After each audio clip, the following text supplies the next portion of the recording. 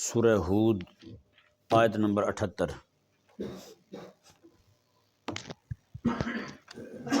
اعوذ باللہ من الشیطان الرجیم، بسم اللہ الرحمن الرحیم۔ وجاءه قومه يهرعون إليه ومن قبل كانوا يعملون السيئات قال يا قوم هؤلاء بناتي هن أطهر لكم فاتقوا الله ولا تخزون في ضيفي أليس منكم رجل رشيد۔ جیسا کہ کل آپ کے سامنے حضرت سیدنا لوط علیہ نبینا و علیہ الصلوۃ والسلام کے پاس آنے والے مہمانوں کا ذکر ہوا کہ فرشتے جو ہیں ان کے پاس خوبصورت لڑکوں کی صورت میں ان کے پاس آئے، تو ان کی قوم کے لوگ جو ہیں وہ خواتین کو چھوڑ کر کے اپنی جنسی تسکین جو ہے وہ لڑکوں کے ساتھ پوری کرتے تھے، اور یہ بھی شروع میں انہوں نے بطور سزا کے شروع کیا تھا۔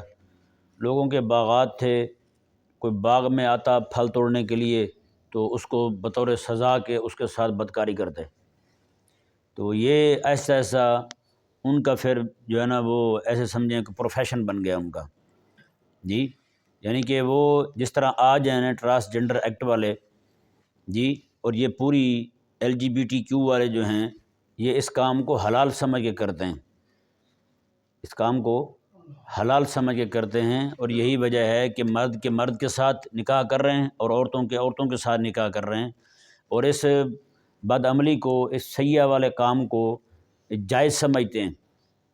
یہی وجہ نے انہوں نے قانون بنایا، اور قانون جب ان کا یعنی ایکٹ بنا تو اس وقت انہوں نے تالیاں بجائی تھیں، جی۔ ابھی بھی ان کے بڑے بڑے سرکردہ لوگ جو ہیں، بڑے بڑے سربراہ لوگ جو ہیں، وہ سارے کے سارے انہی کاموں میں ملوث ہیں، اللہ تبارک و تعالی رحم فرمائے۔ تو یہ حضرت سیدنا لوط علیہ نبینا و علیہ السلام کے سامنے بھی یہی لوگ آئے تھے، جی، اسی ذہنیت کے، اسی فکر کے لوگ تھے۔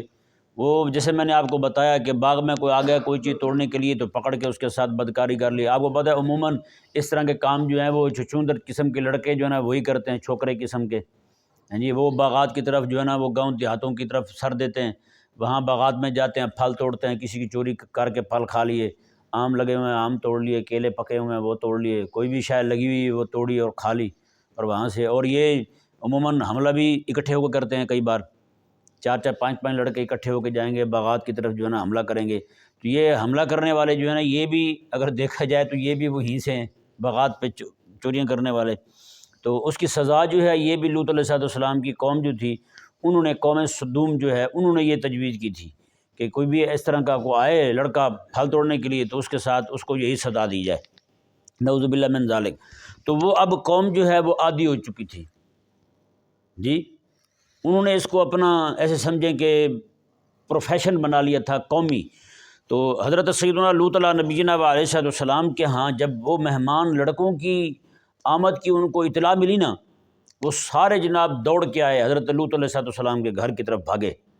جیسے حضرت لوط علیہ السلام کو معلوم پڑا کہ یہ تو آ گئے، حضرت لوط علیہ السلام جو ہے نا آپ دوڑ کر آئے، اور آ کر کے آپ نے دروازے کو بند کر دیا، دروازے کو بند کیا، اور آپ اکیلے تھے، اور باقی جو ہیں وہ سارے کے سارے باہر سے کھڑے زور لگا رہے تھے آپ کے دروازے کو۔ اب ایک طرف پوری قوم ہو، ایک طرف ایک شخص ہوں، یعنی حضرت لوط علیہ السلام۔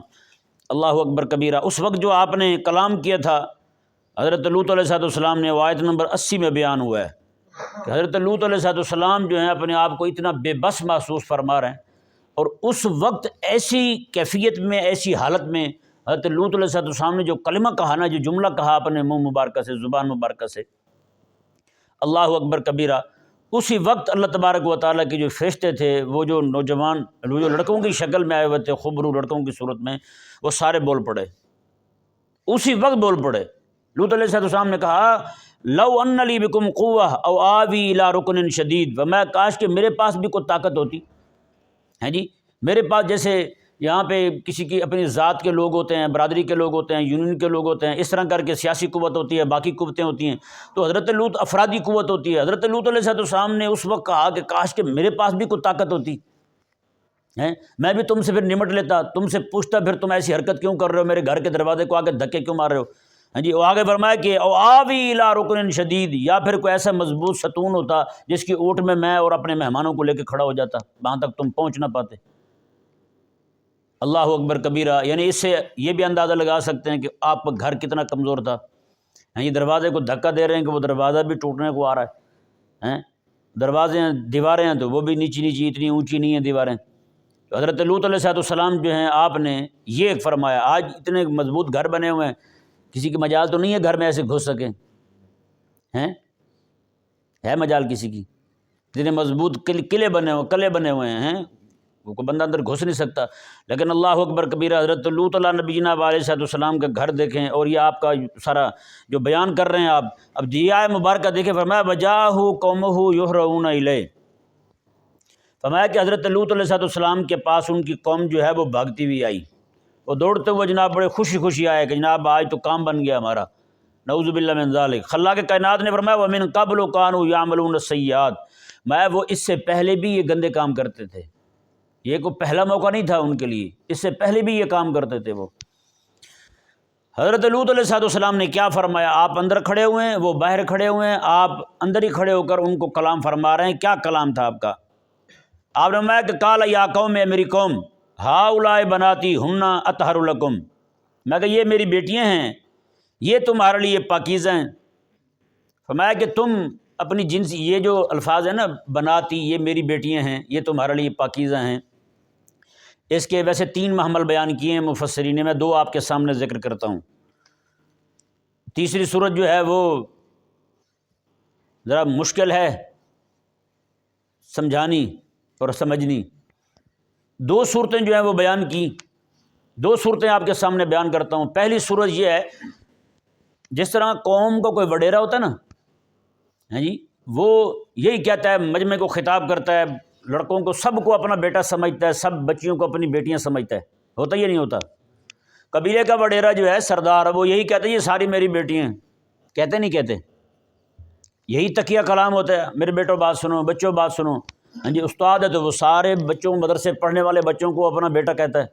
ہاں جی، قبیلے کا وڈیرا ہے، خاندان کا وڈیرا ہے، گھر کا وڈیرا ہے، وہ ساری بچیاں، اب وہ بچیاں ساری اس کی بیٹی نہیں ہوتی، اس کی بھتیجی بھی ہوں گی، بھانجی بھی ہوں گی، اور اس کے گھر میں باقی خواتین بھی ہوں گی، وہ سب کو جناب اسی طرح کہے گا وہ میری بیٹیاں، میری بیٹی ہیں جی، یہ ہیں قوم کی بیٹی ہیں، ہماری بیٹی ہیں یہ۔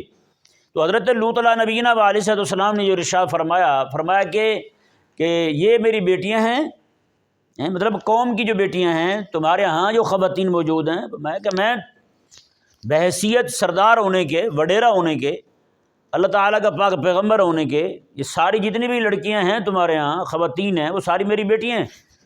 تو ہن اطہر لکم، ان کے ساتھ تمہارا سکون حاصل کرنا جو ہے یہ بہت پاکیزہ ہے، کہ جنسی تسکین جو ہے اس کو غیر فطری طریقے سے حاصل نہ کیا جائے، اس کو فطری طریقے سے حاصل کیا جائے۔ تو یہی فرمایا اللہ تعالیٰ کے پاک پیغمبر نے، اطہر لکم، یہی تمہارے لیے پاکیزہ چیز ہے۔ تو بناتی ہن کا مطلب کیا بنا پھر؟ کہ یہاں بناتی، جو بنات کی نسبت حضرت سیدنا لوط علیہ السلام نے اپنی طرف کی ہے، یا متکلم کی یہاں لگائی ہے کہ میری بیٹی ہیں یہ۔ تو اپنے آپ کو قوم کا وڈیرا جانتے ہوئے، وڈیرے تھے آپ تو، ہاں جی، قوم مانے نہ مانے وہ ایک الگ بات ہے، اپنے آپ کو وڈیرا ظاہر کرتے ہوئے قوم کی ساری بچیوں کو اپنی بیٹی فرمایا، میں کہ یہ میری بیٹی ہیں۔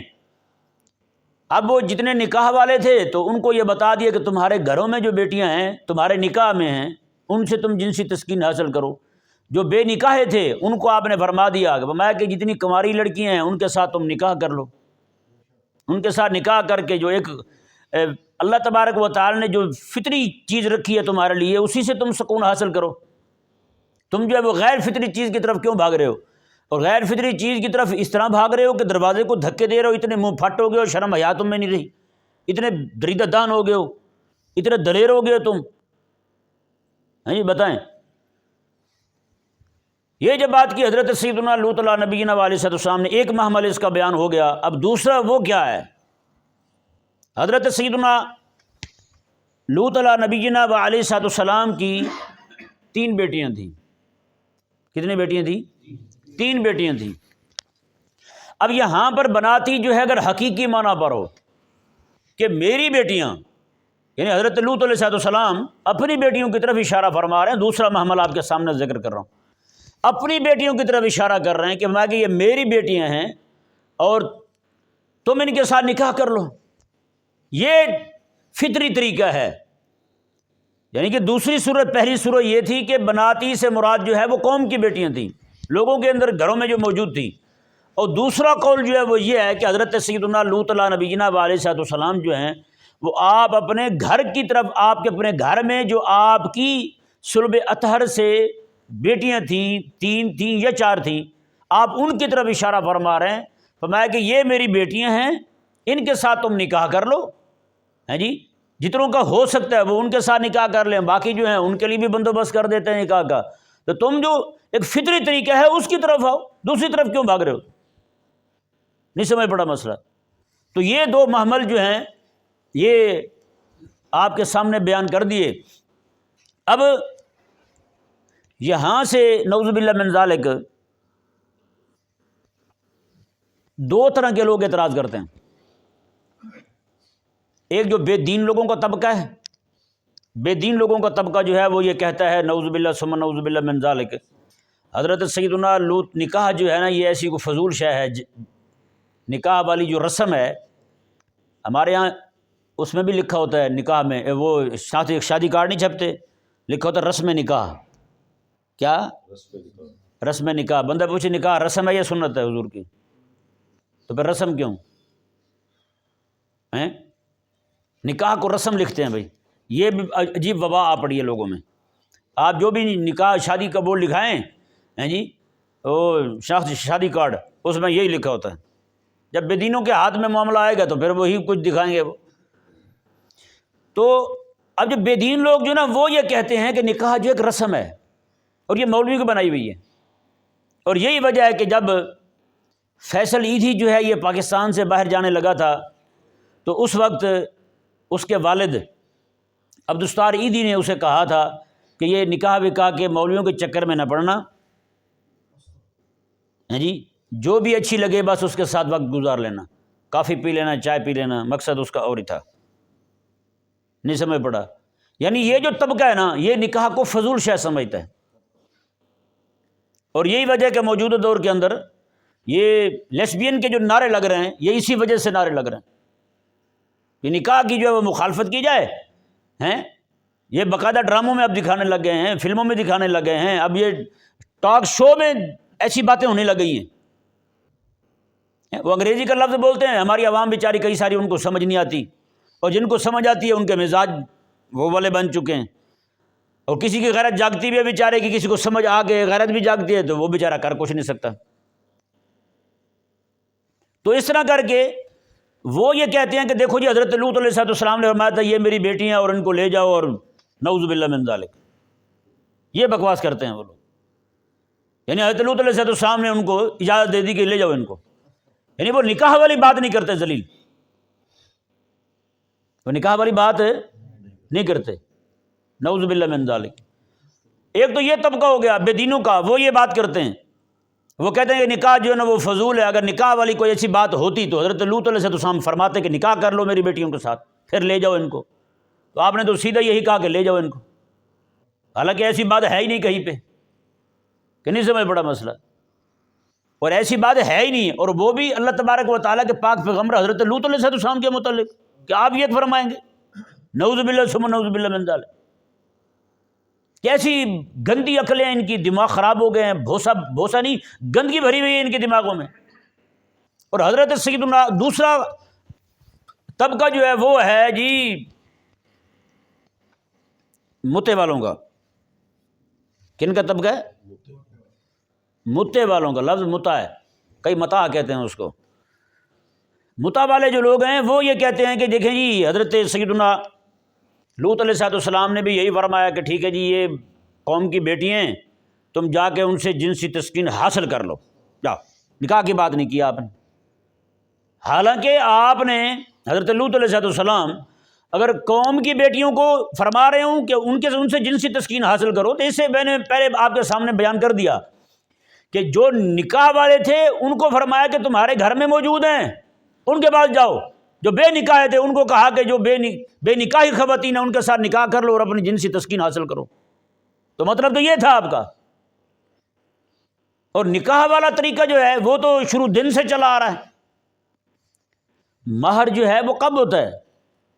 نکاح کے بعد دیا جاتا ہے نا۔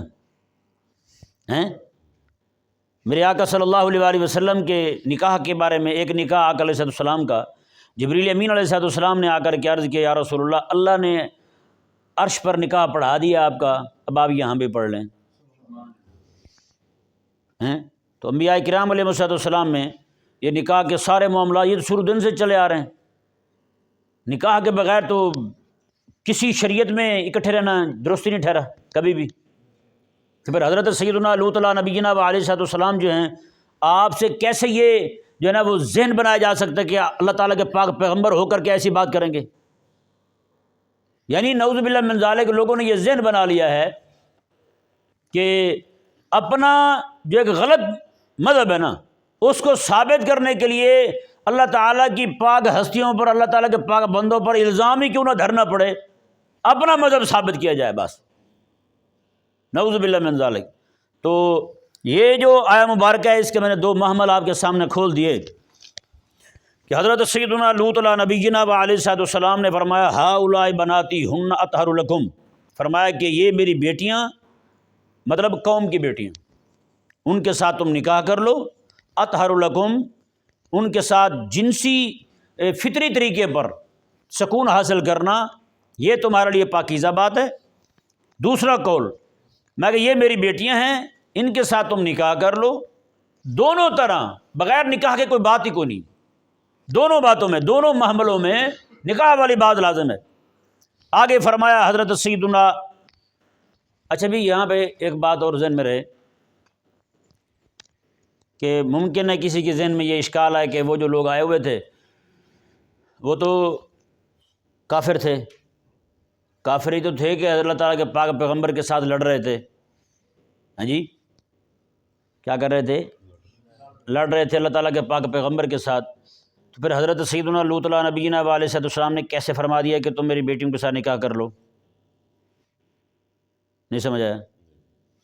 کیسے یہ اشکال ذہن میں آ سکتا ہے نا، ممکن ہے کہ آپ کو نہ آئے، سننے والے کو آ جائے، وہ کو دن میں پوچھ بیٹھے ہاں جی بتائیں پھر۔ تو اس کے دو جواب ہیں۔ کتنے جواب ہیں؟ دو جواب ہیں۔ پہلی بات یہ ہے کہ حضرت لوط علیہ السلام جو اپنی بیٹیوں کا رشتہ ان کو دینے کے لیے، نکاح کے لیے آپ فرما رہے ہیں کہ ان کے ساتھ نکاح کر لو، تو وہ بھی بغیر ایمان کے نکاح کے ساتھ اجازت نہیں دیں۔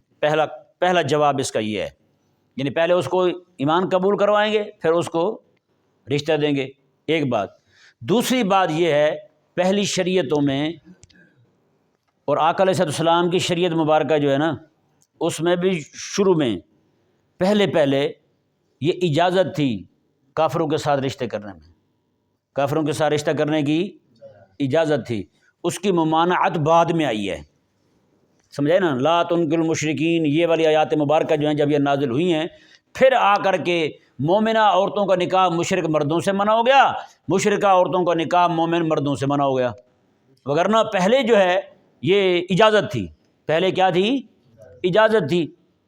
جیسے ہمارے علماء نے لکھا ہے، حضرت سیدنا نوح علیہ السلام کا قصہ بھی آپ بالکل تازہ پڑھ چکے ہیں۔ حضرت نوح علیہ السلام کی قوم پر جب عذاب آیا تھا، ڈوبنے والے کتنے لوگ تھے؟ آپ کے گھر میں سے آپ کا بیٹا اور دوسری آپ کی بیوی، تو اللہ تعالیٰ کے پاک پیغمبر ہیں، بیوی مسلمان کو نہیں، اور حضرت لوط علیہ السلام اللہ تعالیٰ کے پاک پیغمبر ہیں اور بیوی جو ہے اس نے کلمہ نہیں پڑھا، اس نے کلمہ نہیں پڑھا، یہ بھی نہیں میں سے تھی۔ اور حیران کن بات یہ ہے، جب یہ مہمان حضرت لوط علیہ السلام کے گھر میں آئے تو ان کو جا کر کے اطلاع دینے والی بھی یہی تھی، اس نے جا کر کے ان کو اطلاع دی کہ ان کی کہاں تو مہمان آئے ہوئے ہیں، جیسے انہوں نے سنا تو وہ سارے بھاگے بھاگے آئے پھر۔ اب یہ اشکال جو پیش آ رہا تھا اس کا بھی تصفیہ ہو گیا کہ پہلی بات یہ ہے کہ حضرت لوط علیہ السلام جو فرما رہے ہیں کہ یہ میری بیٹیاں ہیں، ان کے ساتھ تم نکاح کر لو، تو نکاح سے پہلے ایمان ضروری ہے۔ یہی وجہ ہے کہ ہمارے ہاں احتیاطاً جب نکاح کرواتے ہیں تو اس سے پہلے کلمہ پڑھواتے ہیں، کلمہ احتیاطاً پڑھواتے ہیں تاکہ تجدید ایمان ہو جائے۔ کیا ہو جائے؟ تجدید ایمان ہو جائے، مومن ہے تجدید ایمان ہو جائے، کلمہ پڑھا دیں، بعد میں جو ہے نا لا الہ الا اللہ محمد رسول اللہ، اللہ تعالیٰ کے علاوہ کوئی الہ نہیں، محمد صلی اللہ علیہ وسلم اللہ تعالیٰ کے آخری نبی آخری رسول ہیں، یہ ترجمہ کروا دیجیے تو پتہ چل جائے گا بندہ سامنے والا ختم نبوت کو ماننے والا ہے، قادیانی نہیں ہے۔ نہیں سمجھ پڑا مسئلہ؟ ہاں، یہ چیزیں بڑی ضروری ہیں، اور یہی بات جو ہے یعنی آپ اگر بیٹی کا رشتہ دیتے بھی ہیں تو پہلے اس کو کلمہ پڑھائیں گے، مسلمان کریں گے، بعد میں رشتہ دیں گے۔ ایک قول، دوسرا پہلا جواب، دوسرا جواب وہی ہے جو میں نے آپ کے سامنے عرض کیا کہ پہلی شریعتوں میں ممانعت نہیں تھی، جائز تھا۔ خلاق کائنات نے ارشاد فرمایا، جی دیکھیں حضرت سیدنا لوط علیہ نبی جناب علیہ السلام فرماتے ہیں فاتقوا اللہ، اور ڈرو اللہ سے، ولا تخزون فی ضیفی، مجھے میرے مہمانوں میں شرمندہ تو نہ کرو، میرے مہمانوں میں کھڑے ہو کے مجھے شرمندہ کر رہے ہو۔ اللہ اکبر۔ آپ نے فرمایا الیس منکم رجل رشید، تم میں کوئی سمجھدار بندہ ایک بھی نہیں ہے، سارے ایسے ڈھگے کٹھے ہوئے ہو تم۔ الیس منکم رجل رشید، تم میں ایک بھی بندہ رشید نہیں ہے، ایک بھی بندہ دانا نہیں ہے، ایک بھی بندہ فہیم نہیں ہے، ایک بھی بندہ عقیل نہیں ہے تم میں۔ اللہ اکبر کبیرہ۔ آگے سے انہوں نے کیا کہا جی؟ قالو، وہ بولے، کس کو کہہ رہے ہیں؟ اللہ تعالیٰ کے پاک پیغمبر کو کہہ رہے ہیں، لقد علمت، اے لوط تو جانتا ہے، تجھے تو پتہ ہے، ما لنا فی بناتک من حق، ہمیں عورتوں میں کوئی دلچسپی کوئی نہیں، ہمیں عورتوں میں کوئی دلچسپی نہیں ہے۔ اللہ اکبر کبیرہ۔ اور آگے انہوں نے کہا وَإِنَّكَ لَتَعْلَمُ مَا نُرِيدُ، اور آپ یہ بھی بخوبی جانتے ہیں کہ ہم کیا چاہتے ہیں۔ نعوذ باللہ من ذلک۔ یہ اللہ تعالیٰ کے پاک پیغمبر کے سامنے کھڑے ہو گئے، جس طرح انہوں نے اللہ تعالیٰ کے پاک پیغمبر کو کہا تھا کہ آپ تو بخوبی جانتے ہیں کہ ہم کیا چاہتے ہیں، اسی طرح کر کے LGBTQ والے بھی رب کے قرآن کے سامنے کھڑے ہو گئے ہیں کہ قرآن تو جانتا ہے کہ ہم کیا چاہتے ہیں، تو منع کرتا ہے، ہم اس کام میں دلچسپی رکھتے ہیں، تو حرام کہتا ہے، ہم اس کو جناب اپنی طبیعت کی تسکین کا ذریعہ اور سبب سمجھتے ہیں۔ اللہ اکبر کبیرہ۔ اللہ تبارک و تعالی ہمیں سمجھنے کی توفیق عطا۔